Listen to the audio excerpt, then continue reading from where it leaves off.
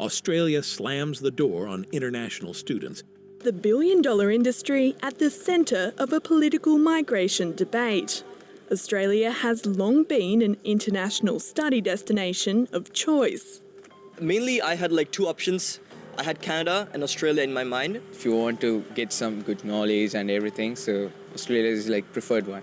Now the government is moving to cap international student arrivals. The most contentious include the ability for the government to cap international student enrolments, including giving the Education Minister power to limit numbers in specific courses and cancel courses completely.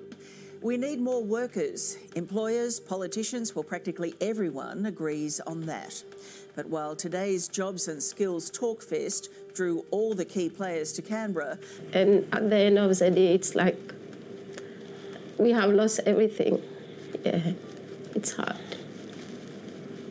With harsh new visa caps, doubled fees, and tougher English requirements, leaving thousands of dreams shattered and futures uncertain. Chapter 1. The Dream Crusher. Australia just dropped a bombshell on international students. In a shocking move that's sending ripples across the globe, the Australian government has announced a harsh cap on international student numbers for 2025.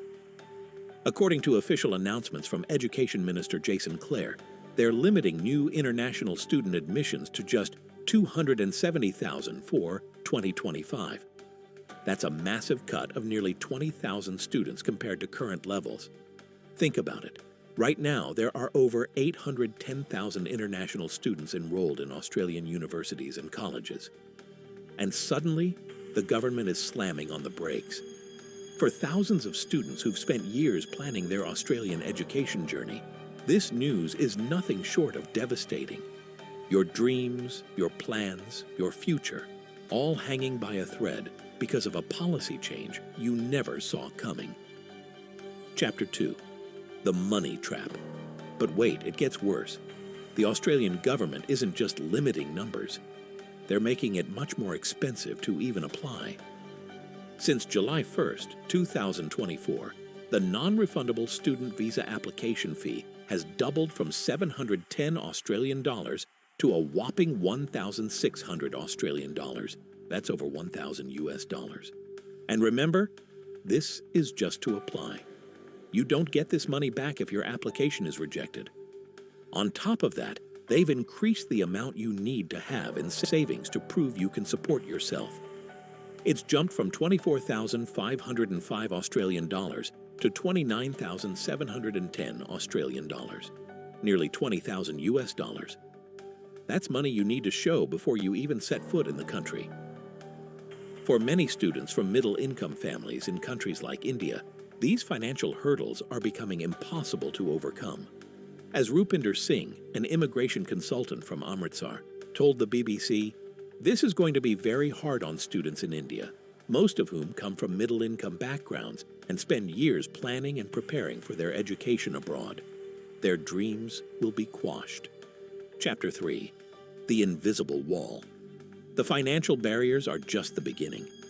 Australia has completely changed how they evaluate student visa applications. In March 2024, they replaced the old Genuine Temporary Entrant Test with something called the Genuine Student Requirement. It sounds similar, but education experts are reporting that it's resulting in much stricter assessments and more visa refusals. Under this new system, you'll face more thorough questioning about your study intentions and economic circumstances. You'll need to convince immigration officials that studying is your primary reason for coming to Australia, not working or immigration. And if you're thinking of applying for further study while in Australia, think again. The government has imposed new restrictions on changing courses or extending stays. English language requirements have also been tightened. The IELTS score requirement has risen to 6.0 for student visas and 6.5 for temporary graduate visas. For many non-native English speakers, this higher bar means months of additional preparation and testing. It's like they've built an invisible wall around Australia's education system, one that gets higher with each new policy announcement. Chapter 4. The University Panic. Australian universities are in full panic mode. For many institutions, international students aren't just nice to have, they're essential for survival. At the University of Sydney, international students account for over 40% of revenue. These students pay nearly twice as much as domestic students, effectively subsidizing research, scholarships, and even keeping domestic fees lower. The Group of Eight, Go 8, which represents Australia's top universities, has called the proposed laws draconian. Their calculations show the caps will have a $1 billion impact on their members in the first year alone. The University of Melbourne, Australia's highest-ranked university, received its student cap for 2025, just 9,300 new international students. That's down from over 10,400 this year, with plans to grow to 11,000 next year. In their official statement, they said, "The consequences of the proposed cap will be significant and damaging for the university." Universities are now facing impossible choices: cut programs, raise fees for domestic students, lay off staff, or slash research funding. And some may even have to rescind offers already made to international students. Imagine getting your acceptance letter, celebrating with your family, making all your plans, only to have that offer withdrawn because of a government quota. Chapter 5. The Economic Time Bomb. This isn't just bad news for students and universities, it's a potential economic disaster for Australia. Education is Australia's fourth largest export, trailing only mining products. It brings in a staggering 47.8 billion Australian dollars, 32 billion US dollars annually to the Australian economy. According to the Geo8's research, the broader economy will suffer a $5.3 billion hit from these changes, resulting in the loss of 20,000 jobs across the country. And it's not just big cities that will feel the pain. Regional towns with universities depend heavily on international students to support local businesses, housing markets, and community diversity. The government claims these measures are necessary to reduce migration and ease housing pressures. But critics argue they're using international students as scapegoats for broader economic problems. As one MP, Julian Hill, broke ranks to say, "A hard cap would be bad for Australia's human capital and the talent pipeline, bad for soft power, and bad for academic excellence and research." Chapter 6. The Ripple Effect. The impact of these changes is already spreading far beyond Australia's borders. In India, which sends the second largest number of international students to Australia, education consultants report growing anxiety and confusion. Many students who've been preparing for years are now reconsidering their options.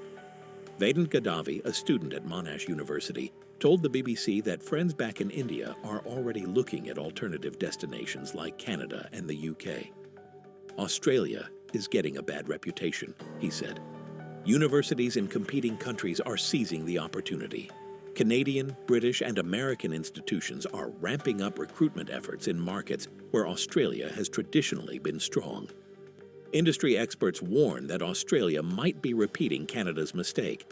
When Canada introduced a foreign student cap earlier this year, enrollments fell well below the cap because nervous students chose countries with more certainty.